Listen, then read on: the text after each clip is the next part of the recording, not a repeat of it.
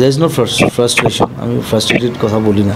Positive, be positive, go head, be positive, go head, that's the thing.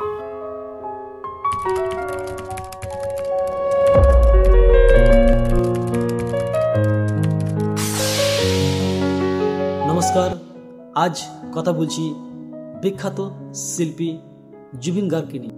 সুরকার, গীতিকার, অভিনেতা ও সমাজসেবী জুবিন গার্গকে নিয়ে, যিনি অসমিয়া, বাংলা ও বলিউড সঙ্গীত জগতে তার অবদানের জন্য পরিচিতি ছিলেন। তার আসল নাম ছিল জুবিন বড়ঠাকুর। তার বাবার নাম ছিল মোহিনীমোহন বড়ঠাকুর, মা ছিলেন ইলি বড়ঠাকুর। তার ছেলেবেলার জীবন সম্পর্কে বলা যায় যে তার বাবা একজন ম্যাজিস্ট্রেট ছিলেন এবং পেশাগত কারণে তার বিভিন্ন স্থান সম্পর্কে অভিজ্ঞতা অর্জনের সুযোগ হয়। তার ছোট বোন জঙ্কি বড়ঠাকুর একজন গায়িকা, একাধারে অভিনেত্রী। আরেক বোন পামে ছিলেন ভরতনাট্যম ও নৃত্যশিল্প।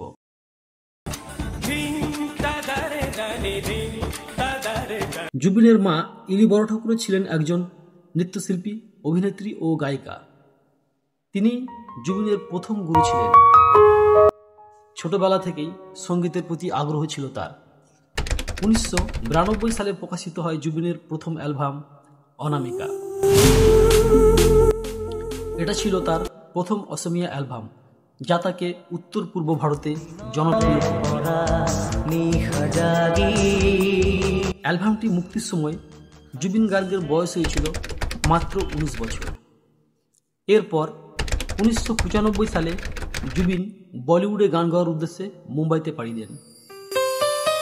তিনি বেশ কিছুদিন হিন্দি অ্যালবাম ও চলচ্চিত্রের গান রেকর্ড করেন। জুবিন গার্গের জনপ্রিয় গানগুলির মধ্যে উল্লেখ্য হল 2006 গ্যাংস্টার সিনেমা থেকে ইয়া আলী।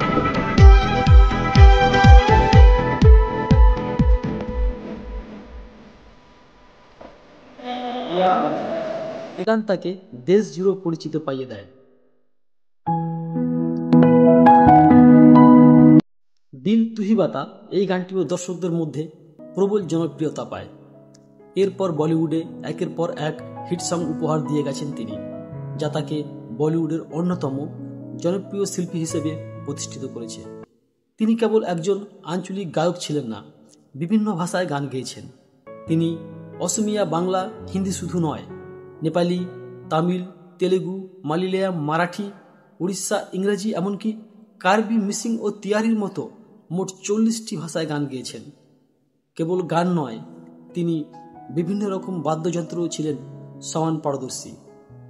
বাংলা ভাষায় তিনি একের পর এক সুন্দর সুন্দর হিট গান আমাদেরকে উপহার দিয়ে গেছেন, যেমন চিরদিনই তুমি যে আমার সিনেমা থেকে পিয়ারে পিয়ারে, পিয়ারে পিয়ারে, এই গানটিও প্রবল জনপ্রিয়তা পায়। দেবের জন্য গেয়েছেন আয়না, মন ভাঙা আয়না।